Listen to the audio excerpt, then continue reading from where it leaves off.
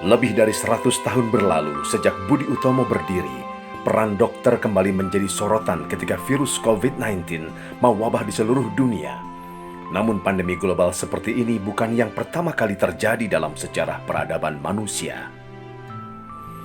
Black Death atau wabah maut hitam akibat bakteri Yersinia pestis yang dibawa oleh tikus melanda Eropa, Asia dan Afrika pada tahun 1346 hingga 1353 sempat tercatat sebagai wabah penyakit paling mematikan dalam sejarah.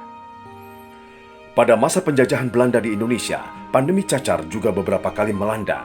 Kondisi sosial, ekonomi dan politik ketika itu dan sikap keras pemerintah kolonial terhadap masyarakat semakin memperberat keadaan.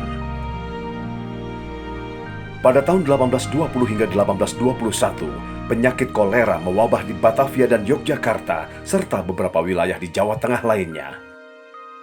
Banyaknya jumlah korban jiwa akibat penyakit cacar membuat kalangan dokter Belanda berinisiatif memberikan pendidikan dokter kepada orang-orang Jawa.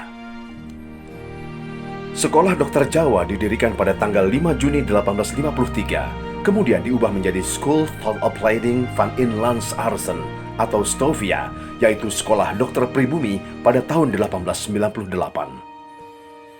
Dr. Wahidin Sudirohusodo dan Dr. Sutomo yang merupakan alumni Stovia mendirikan organisasi pergerakan nasional pertama yang bernama Budi Utomo pada tanggal 20 Mei 1908 yang kemudian diperingati sebagai Hari Kebangkitan Nasional Indonesia hingga saat ini. Awal abad 20 selain dikenal sebagai masa kebangkitan nasional juga menjadi masa yang penting bagi pendidikan kedokteran di Indonesia. Pada tahun 1911 hingga 1916 terjadi wabah pes di Malang yang disebabkan oleh bakteri Pasteurella pestis yang juga dikenal dengan nama Yersinia pestis. Seiring dengan mobilisasi tentara pada masa Perang Dunia Pertama, pandemi flu Spanyol mewabah di tahun 1918 hingga 1920. Di Jawa dan Sumatera, sekitar 4,37 juta korban diperkirakan tewas. Kebutuhan akan dokter semakin meningkat. Stovia menjadi cikal bakal Fakultas Kedokteran Universitas Indonesia kini, sedangkan NIAS menjadi Fakultas Kedokteran Universitas Airlangga saat ini.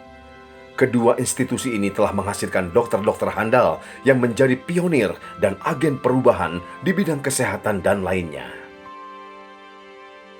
Kasus COVID-19 pertama kali terdeteksi di Indonesia pada 2 Maret 2020. Peningkatan jumlah kasus harian serta kurangnya alat pelindung diri bagi tenaga kesehatan merupakan tantangan terbesar pada masa awal pandemi COVID-19 di Indonesia. Pembentukan gugus tugas percepatan penanganan COVID-19 pada 13 Maret 2020 melalui program PSBB atau pembatasan sosial berskala besar diberlakukan. Pembelajaran sekolah dilakukan jarak jauh secara daring.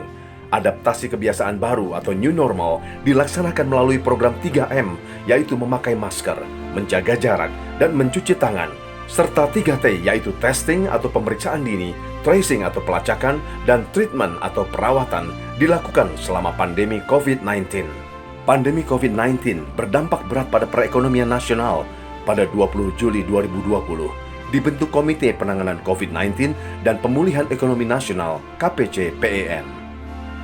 Pemerintah mengambil tindakan cepat dengan memberikan bantuan sosial kepada masyarakat dalam bentuk bantuan sembako, bantuan tunai, potongan, dan subsidi biaya listrik dan subsidi gaji.